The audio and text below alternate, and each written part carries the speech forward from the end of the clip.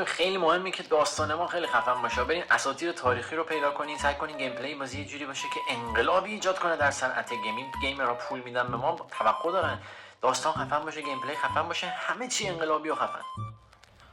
قربان بازی جدید چی بدیم بیرون؟ همون کپی پیست کن قبلی ها رو، یه دونه تم جدید بذار بشه آزار بده بره دیگه. قبلی کجا بود؟ روم بود. این برف روش بذار بشه وایکینگ. همینو بره. تغییر دیگه ای ندیم بازی جدیدو؟ نه نمیخواد.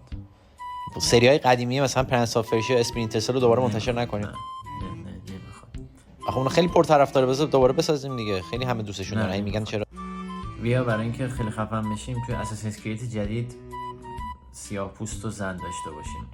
ولی خب بگیم توی ژاپن داره اتفاق میفته. تو ژاپن سیاه پوست و زن داریم جهت همراهی با جنبش بوک. این کافیه. جایزه میبریم، خودت جبران میشه همه چی. من دیگه تاکید نکنم هر سال فیفا باید کلی بهبود داشته باشه. اصلا باید غیر قابل مقایسه باشه با فیفا سال قبل. کلی برین لایسنس جدید بگیرین، مود جدید اضافه کنید، سبک گیم پلی عوض کنید، خلاقیت حرف اولا میزنه. همونو منتشر کن بره دیگه. یعنی هیچ تغییری ندیم. خب هیچ بازی روش تغییری ندیم که ملت اعتراض میکنن نمیخرن. یه تغییر داشته باشیم. چرا؟ پارسال 24 بود، امسال بکنش 25. تغییر دیگه.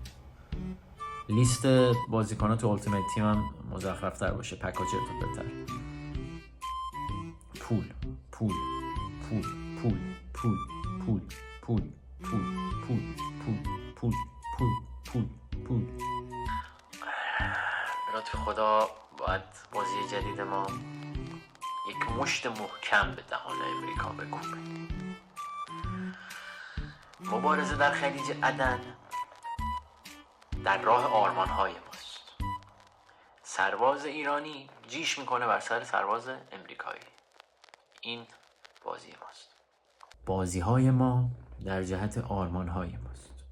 سرباز ایرانی جیش میکنه سر آمریکایی در بازی خلیج عدن 2. به زور بکن تو پاچه ملت.